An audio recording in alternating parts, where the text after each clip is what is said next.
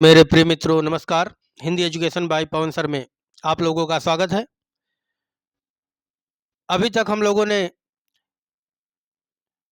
हिंदी साहित्य के मुख्य तथ्य लगभग 74 क्वेश्चन पढ़ा। 75 से हम लोग देखते हैं जो हर परीक्षाओं की दृष्टि से बहुत ही महत्वपूर्ण होने वाला है। तो आइए देखते हैं कवि कालिदास की अभिज्ञान शाकुंतलम का हिंदी अनुवाद। हिंदी अनुवाद किसने किया? तो अभिज्ञान शाकुंतलम का हिंदी अनुवाद जो किया था राजा लक्ष्मण सिंह ने। अगला क्वेश्चन है किस काल को स्वर्ण काल कहा जाता है? तो भैया भक्ति काल को स्वर्ण काल कहा जाता है। और जॉर्ज ग्रियर्सन महोदय ने जॉर्ज ग्रियर्सन महोदय ने स्वर्ण काल कहा था, जॉर्ज ग्रियर्सन महोदय ने। अगला क्वेश्चन है सूरदास के गुरु कौन थे? तो सूरदास के गुरु जैसा सबको मालूम है वल्लभाचार्य जी थे। कौन थे? वल्लभाचार्य जी थे। अगला क्वेश्चन है कामायनी किस प्रकार का ग्रंथ है? तो कामायनी भैया देखें एक सी नंबर सही हो जाएगा, महाकाव्य है। कामायनी क्या है? महाकाव्य है, सी नंबर सही हो जाएगा। अगला क्वेश्चन गागर में सागर भरने का कार्य किस कवि ने किया? तो गागर में सागर जो भरा वो किसने किया? बिहारी जी का। बिहारी जी ने गागर में सागर भरने का कार्य किया। अगला क्वेश्चन है महाभोज रचना की प्रधान समस्या को उजागर करने वाले विकल्प को चुनिए। महाभोज रचना की प्रधान समस्या को उजागर करने वाला, तो इसमें समस्या थी राजनीतिक समस्या, सी नंबर हमारा सही हो जाएगा। महाभोज में राजनीतिक समस्या थी, बिल्कुल सी नंबर सही हो जाएगा। वापसी किस विधा में रचित है? तो वापसी ध्यान रखिएगा, वापसी एक कहानी है। किसकी है? ऊषा प्रियंवदा की। ऊषा प्रियंवदा, ऊषा प्रियंवदा की वापसी क्या है? कहानी है। अगला क्वेश्चन तोड़ती पत्थर कैसी कविता है? तोड़ती पत्थर यह यथार्थवादी कविता है। कौन सी है भैया? यह एक यथार्थवादी कविता है, सी नंबर हमारा सही हो जाएगा। अगला क्वेश्चन है फणीश्वर नाथ रेणु के संबंध सही प्रदेश का नाम चुनिए। तो फणीश्वर नाथ रेणु से संबंध सही प्रदेश जो है वो कौन सा है? तो फणीश्वर नाथ रेणु बिहार के थे। अगला क्वेश्चन विद्यापति की पदावली की भाषा क्या है? विद्यापति की पदावली की भाषा ध्यान दीजिएगा, तो यह मैथिली भाषा में अर्थात भोजपुरी मगही मैथिली तीन भाषाएं हैं बिहार की। तो विद्यापति जी भी बिहार के रहने वाले थे, बिपसी नामक गांव के। तो इनकी भाषा पदावली की भाषा क्या थी? मैथिली। अगला क्वेश्चन को उग्र कहते हैं किसको? कौन किसके नाम के आगे उग्र जुड़ा होता है? तो बी नंबर सही हो जाएगा, पांडे बेचन शर्मा उग्र। ध्यान दीजिएगा 85 का बी सही हो जाएगा। अगला क्वेश्चन बिहारी किस राजा के दरबारी कवि थे? तो बिहारी किस राजा के दरबारी कवि थे? बिहारी ध्यान दीजिए जय सिंह के दरबारी कवि थे। जय सिंह के दरबारी कवि थे। इन्हीं को संदेश देने के लिए इन्होंने कहा था कि नहीं पराग नहीं मधुर मधु, नहीं विकास यही काल, अली कली से हो विधो आगे कौन हवाल। अर्थात इन्हीं को चेताने के लिए, क्योंकि ये नई रानी के बस में इतना हो गए थे कि यह राजा जो था अपनी प्रजा का ध्यान देना छोड़ दिया था, इसलिए यह शब्द लिख करके भेजा था। तो राजा जय सिंह के दरबारी कवि थे। शेष कादम्बरी के रचयिता हैं। तो शेष कादम्बरी के रचयिता कौन हैं? तो अलका सरावगी। अलका सरावगी। शेष कादम्बरी किसकी रचना है? अलका सरावगी की रचना है, ध्यान रखिएगा। राग दरबारी उपन्यास के रचयिता हैं। तो राग दरबारी उपन्यास श्रीलाल शुक्ल का है, बी नंबर हमारा सही हो जाएगा। पूस की रात कहानी के रचनाकार? तो पूस की रात खूब हल्कू और जो झबरा कुत्ता था खूब पढ़े हैं। तो पूस की रात प्रेमचंद की कहानी है, ए नंबर सही हो जाएगा। अगला क्वेश्चन है ध्रुव स्वामिनी नाटक के रचयिता। तो ध्रुव स्वामिनी नाटक बहुत ही प्रसिद्ध नाटक है, जयशंकर प्रसाद का सी नंबर सही हो जाएगा। अगला क्वेश्चन आत्मनिर्भरता निबंध के रचनाकार हैं। आत्मनिर्भरता निबंध के रचनाकार कौन हैं? तो आत्मनिर्भरता निबंध के पंडित बालकृष्ण भट्ट जी हैं। आत्मनिर्भरता निबंध गंगा छवि वर्णन कक्षा 12 में दिया गया है। गंगा छवि वर्णन यह भारतेंदु हरिश्चंद्र जी का है। सी नंबर हमारा सही हो जाएगा। अनाम दास का पोथा के रचयिता। तो अनाम दास का पोथा जो उपन्यास है उसके रचयिता हैं हजारी प्रसाद द्विवेदी। इन्होंने 4 उपन्यास लिखा। 4 उपन्यास लिखा। क्या क्या? बाणभट्ट की आत्मकथा, चार चंद्रलेख, पुनर्नवा, अनाम दास का पोथा। तो सी नंबर हमारा सही हो जाएगा। भिक्षुक कविता के रचयिता हैं। तो भिक्षुक यह जो है निराला जी की कविता है। भिक्षुक निराला जी की कविता है, ध्यान रखिएगा। भ्रमर गीत के रचयिता हैं। तो भ्रमर गीत के रचयिता कौन हैं? सूरदास जी हैं। भ्रमर गीत के रचयिता सूरदास जी हैं। भ्रमर कौन है? भ्रमर उद्धव जी हैं। अगला ईदगाह कहानी के रचनाकार। तो ईदगाह कहानी भी प्रेमचंद की है, जिसमें वह बालक जाता है मेले में। तो ईदगाह प्रेमचंद की कहानी है, ध्यान रखिएगा। अगला क्वेश्चन वीरों का कैसा हो बसंत के रचयिता है कार हैं। तो वीरों का कैसा हो बसंत यह सुभद्रा कुमारी चौहान की रचना है। सुभद्रा कुमारी चौहान की रचना है। खूब लड़ी मर्दानी, वो तो झांसी वाली रानी थी, ध्यान रखिएगा। यह भी सुभद्रा कुमारी चौहान की है। अगला संदेश रासक के रचयिता हैं। तो संदेश रासक किसकी रचना है? संदेश रासक भी अब्दुल रहमान की रचना है भैया। अगला साखी के रचयिता। साखी शब्द रमैनी 3 चीजें आती हैं। कबीर दास की रचना है। मेन रचना है बीजक। मेन रचना है बीजक। बीजक के 3 भाग हैं, साखी शब्द रमैनी। अगला क्वेश्चन है मसिकागद छूयो नहीं, कलम गही नहीं हाथ। ये किसकी उक्ति है? किसकी पंक्ति है? तो कबीरदास ने, क्योंकि कबीरदास ने अपने लिए कहा था कि मस कागज छूयो नहीं, मैंने कभी भी स्याही और कागज को नहीं छुआ, कलम को हाथ से नहीं पकड़ा। तो कबीरदास ने कहा था, क्योंकि वो पढ़े लिखे बिल्कुल नहीं थे। लोग हैं लागी की कवित्व बनावत, मोहे तो मेरे कवित्व बनावत किसकी रचना है? तो यह घनानंद की रचना है। लोग हैं लागे की कवित्व बनावत, मोहि तो मेरे कवित्व बनावत। अगला अभिधा उत्तम काव्य है, मध्य लक्षणालीन, अधम व्यंजना रस विरस, उल्टी कहत प्रवीण किसकी रचना है? वह देव की रचना है भैया। सी नंबर सही हो जाएगा, देव की रचना है। अगला क्वेश्चन है ले चल मुझे भुलावा देकर मेरे नाविक धीरे धीरे। ले चल मुझे बुलावा देकर मेरे नाविक धीरे धीरे किसकी रचना है? यह जयशंकर प्रसाद की रचना है, अर्थात बी नंबर हमारा सही हो जाएगा। अगला कविता का अंतिम लक्ष्य जगत के मार्मिक पक्षों का प्रत्यक्षीकरण कर। कविता का अंतिम लक्ष्य जगत के मार्मिक पक्षों का प्रत्यक्षीकरण कर उनके साथ मनुष्य हृदय का सामंजस्य स्थापन है। यह किसका है? अर्थात बी नंबर सही हो जाएगा, रामचंद्र शुक्ल का। अगला क्वेश्चन ध्यान दीजिएगा।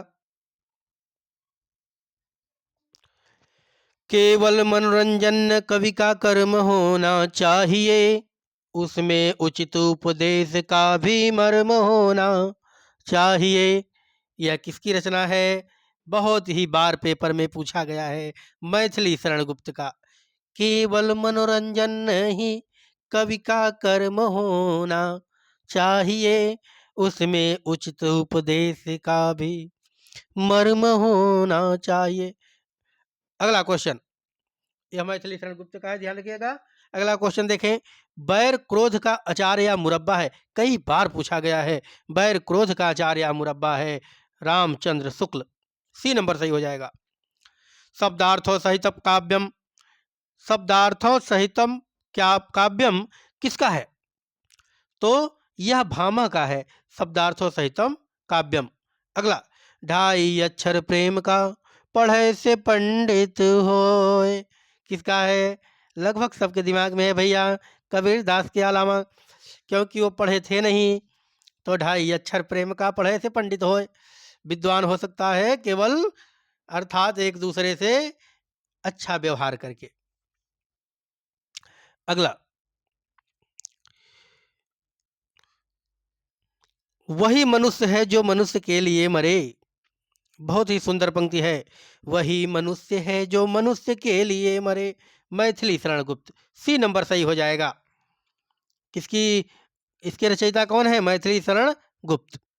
अगला क्वेश्चन, इसमें कौन भक्ति काल का कवि नहीं है? तो भक्ति काल का कवि आइए देखते हैं। तो ध्यान दीजिएगा, नाभादास भक्तिकाल के कवि, रामाश्रयी शाखा के हैं। रसखान ये भी भक्तिकाल के कवि हैं। नंददास ये भी भक्तिकाल के कवि हैं। तो भक्तिकाल का कवि कौन नहीं है? भक्तिकाल का कवि अमीर खुसरो नहीं है। अमीर खुसरो, ध्यान दीजिएगा, ऑप्शन नंबर डी हमारा सही हो जाएगा, अमीर खुसरो। अगला क्वेश्चन है 111 नंबर। बिहारी ने क्या लिखे? तो बिहारी ने दोहे लिखे। कितने लिखे? 719। कहीं कहीं 723 भी मिलता है, ध्यान रखिएगा। 719 बिल्कुल सही है। अगला क्वेश्चन,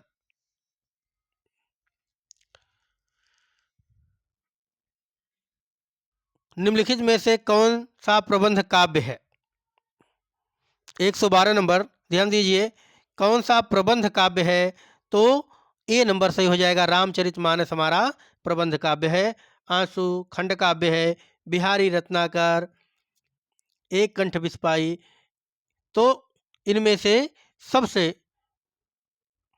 रामचरितमानस जो है वो 7 कांडों में विभक्त एक प्रबंध काव्य है। अगला क्वेश्चन, निम्न में से किन्हें साहित्य अकादमी पुरस्कार मिला? तो साहित्य अकादमी पुरस्कार किसे मिला? ध्यान रखिएगा। तो 113 का बी नंबर हमारा सही हो जाएगा, नामवर सिंह को साहित्य अकादमी पुरस्कार मिला।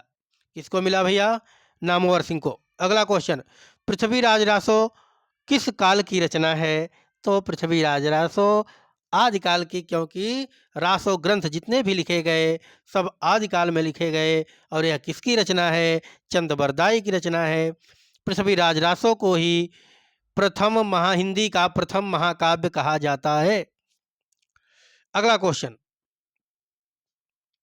निम्नलिखित में से कौन छायावादी कवि है? छायावादी कवि है, तो छायावादी कवि कौन है? सुमित्रानंदन पंत छायावादी कवि हैं। ये आधुनिक युग के कवि हैं, भारत भूषण अग्रवाल, अर्थात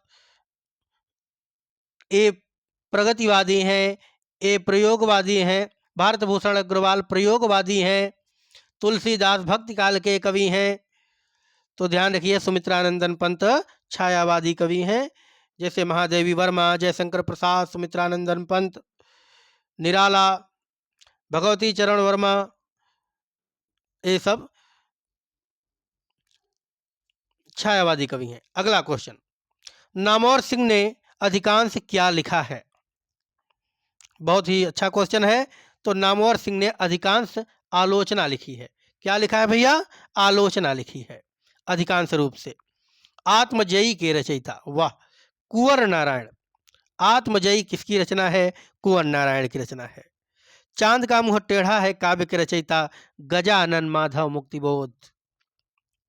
चांद का मुंह टेढ़ा है काव्य के रचयिता गजानन माधव मुक्तिबोध, क्योंकि गजानन अर्थात हाथी जो है वो अपने सूंड को हमेशा टेढ़ा करता रहता है, तो चांद का मुंह टेढ़ा है। अगला क्वेश्चन, रामलला नहछु के रचनाकार, तो रामलला नहछु किसकी रचना है? यह तुलसीदास की रचना है, तुलसीदास की। ध्यान रखिएगा, सी नंबर हमारा सही हो जाएगा, सॉरी सी नंबर हमारा सही हो जाएगा। अगला क्वेश्चन, आषाढ़ का एक दिन नाटक के रचयिता हैं। आषाढ़ का एक दिन नाटक मोहन राकेश का व्यंग्यात्मक नाटक है, आषाढ़ का एक दिन। यामा के रचयिता, यामा की रचयिता महादेवी वर्मा, जिनको आधुनिक युग का मीराबाई भी कहा जाता है। अगला क्वेश्चन, संसद से सड़क तक काव्य के रचनाकार, तो संसद से सड़क तक काव्य के रचनाकार हैं धूमिल जी, सुदामा पांडे धूमिल। इनका पूरा नाम था सुदामा पांडे धूमिल, और धूमिल के नाम से जाने जाते हैं। बी नंबर सही हो जाएगा। अगला क्वेश्चन, चीफ की दावत कहानी के रचनाकार हैं, तो चीफ की दावत जो है वो भीष्म साहनी की कहानी है। किसकी कहानी है भैया? भीष्म साहनी। सर्कस उपन्यास के रचनाकार, बहुत ही सुंदर रचना है, सर्कस उपन्यास संजीव का है, संजीव सर्कस दिखा रहे थे। अगला क्वेश्चन, रंगभूमि उपन्यास के रचनाकार, तो रंगभूमि उपन्यास जो है वो प्रेमचंद का 80 नंबर हो जाएगा। इनके उपन्यास गोदान, गमन, कर्मभूमि, रंगभूमि, निर्मला कर, निर्मला, सेवा सदन, तो कई हैं। इसको हम गीत के रूप में आप लोगों को देंगे, तब तक प्रैक्टिस सेट में आइए देखते हैं आगे। प्रभु ही चितई पुनि चितव मही, राजत लोचन लोल, खेलत मन सिजमीन जुग, जन विधि मंडल डोल। प्रस्तुत पंक्तियों की रचयिता कौन है? तो प्रस्तुत पंक्ति के रचयिता भैया तुलसीदास जी हैं। यह धनुष भंग से लिया गया है। तुलसीदास जी धनुष भंग में लिखते हैं, प्रभु ही चितई पुनि चितव मही, राजत लोचन लोल, खेलत मन सिजमीन जुग, जनु विधि मंडल डोल। अगला क्वेश्चन, प्रभु जी तुम चंदन हम पानी, जाके अंग अंग बास समानी। प्रभु जी तुम चंदन हम पानी, ये किसकी रचना है? तो रैदास जी की रचना है, ए नंबर सही हो जाएगा। किसकी रचना है? रैदास की। अगला क्वेश्चन है, जाकी रहे भावना जैसी, प्रभु मूरत देखे तिन तैसी। किसकी रचना है? इसके रचयिता, पंक्ति के रचयिता कौन है? तो कौन है भैया? तुलसीदास जी। अगला क्वेश्चन, प्रेम पचीसी के रचनाकार हैं, तो प्रेम पचीसी ध्यान दीजिएगा, तो प्रेम पचीसी प्रेमचंद ने लिखा, ए नंबर सही हो जाएगा। प्रेमचंद की प्रेम पचीसी, प्रेम फुलवारी, है ना। तो आगे, ज्ञानपीठ पुरस्कार, ज्ञानपीठ पुरस्कार किस क्षेत्र में श्रेष्ठ कार्य के लिए दिया जाता है? तो ज्ञानपीठ पुरस्कार जो है किस क्षेत्र में श्रेष्ठ कार्य के लिए दिया जाता है? तो साहित्य के क्षेत्र में ज्ञानपीठ पुरस्कार साहित्य के क्षेत्र में दिया जाता है। अगला क्वेश्चन है, प्रेम सागर के लेखक कौन है? तो प्रेम सागर के लेखक लल्लू लाल। कौन है? लल्लू लाल। प्रेम सागर, लाल लाल किसका रंग होता है? प्रेम का भाई, तो प्रेम सागर लल्लू लाल। तुलसीदास जी ने अपनी रचनाओं में किसका वर्णन किया है? तो किसका वर्णन किया है? लगभग सबको पता है, तुलसीदास जी ने अपनी रचनाओं में श्री राम का वर्णन किया है, राम का वर्णन किया है। अगला क्वेश्चन, त्यागपत्र किसकी रचना है? तो त्यागपत्र जैनेन्द्र की रचना है। किसकी रचना है? जैनेन्द्र की रचना है, जो एक उपन्यास है। ज्ञानपीठ पुरस्कार दिया जाता है, तो ज्ञानपीठ पुरस्कार किसके लिए दिया जाता है? देखें, हिंदी भाषा के प्रचार प्रसार हेतु, भारतीय लेखकों की आर्थिक सहायता हेतु, तो ज्ञानपीठ भैया ज्ञानपीठ पुरस्कार सी नंबर सही हो जाएगा। भारतीय भाषा में साहित्यकारों के रचनात्मक लेखन हेतु दिया जाता है। अगला क्वेश्चन, ज्ञानपीठ पुरस्कार पाने वाले हिंदी के प्रथम साहित्यकार हैं। हिंदी के प्रथम साहित्यकार सुमित्रानंदन पंत जी हैं। 1968 में मिला। किस पर? चिदंबरा पर। चिदंबरा नामक रचना पर इनको सबसे पहले ज्ञानपीठ पुरस्कार मिला 68 में। अगला क्वेश्चन है,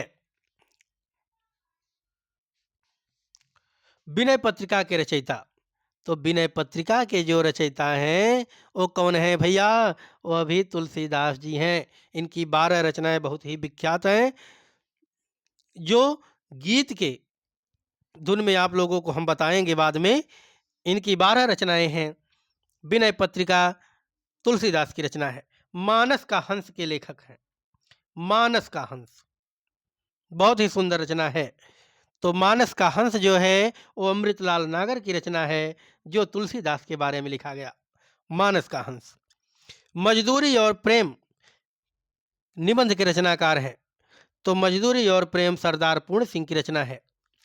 इनकी 7-8 रचनाएं जो निबंध हैं जो बहुत ही महत्वपूर्ण है। तो मजदूरी और प्रेम किसकी रचना है भैया? सरदार पूर्ण सिंह की। अगला क्वेश्चन है, कलम का सिपाही क्या है? तो कलम का सिपाही जीवनी है। तो किसकी जीवनी है? प्रेमचंद की जीवनी है। प्रेमचंद की जीवनी है। किसने लिखा? अमृत राय ने लिखा। इनके लड़के अमृत राय ने लिखा। ध्यान रखिएगा, कलम का सिपाही। दुख ही जीवन की कथा रही, क्या कहूँ आज जो नहीं कही। किसकी है? दुख ही जीवन की कथा रही, क्या कहूँ आज जो नहीं कही। सूर्यकांत त्रिपाठी निराला की। डी नंबर ऑप्शन हमारा सही हो जाएगा। अगला क्वेश्चन है, हिंदी की पहली कहानी लेखिका का नाम है। हिंदी की पहली कहानी लेखिका है बंग महिला। इनका पूरा नाम था राजेंद्र बाला घोष। राजेंद्र बाला घोष बंग महिला के नाम से जाना जाता था इन्हें, राजेंद्र बाला घोष को। अगला क्वेश्चन,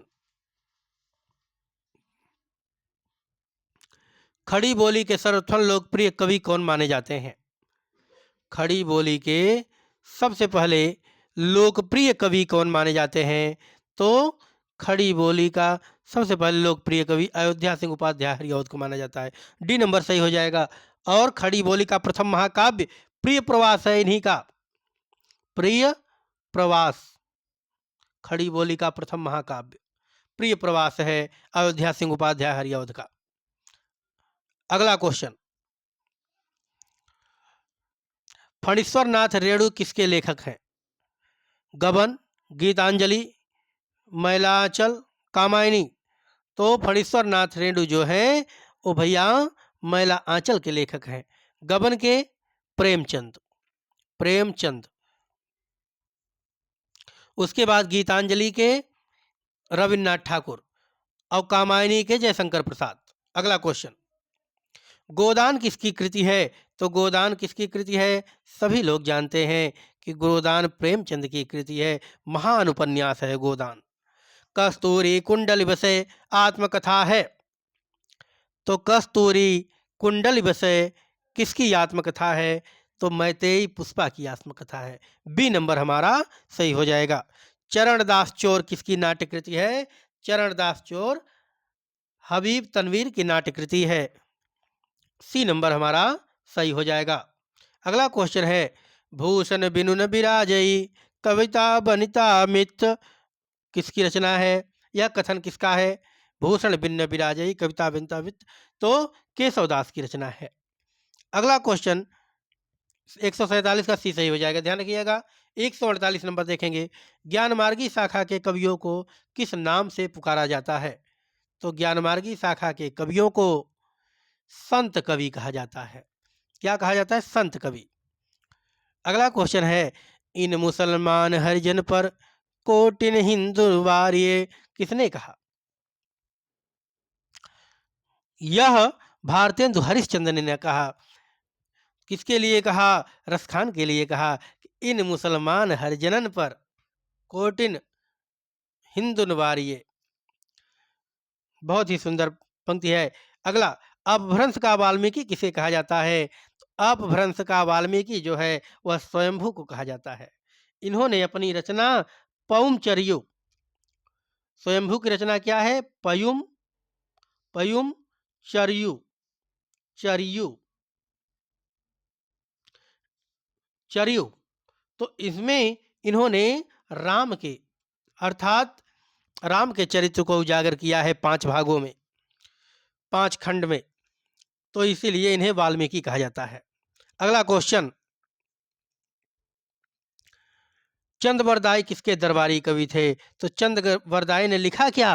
पृथ्वीराज रासो, पृथ्वीराज चौहान के दरबारी कवि थे। डी नंबर हमारा सही हो जाएगा। अगला क्वेश्चन है, मलिक मोहम्मद जायसी को जायसी कहा जाता है, क्यों जायसी कहा जाता है? क्योंकि वो जायस नामक, ध्यान दीजिएगा, जायस नामक स्थान के निवासी थे, इसीलिए उन्हें जायसी कहा जाता है। मेरे प्रिय मित्रों, हम लोगों ने 152 क्वेश्चन हिंदी साहित्य के तथ्य, मुख्य तथ्य जो है भाग 2 में पढ़ा। इसके आगे भाग 3 में हम लोग अगला देखेंगे। तब तक के लिए नमस्कार।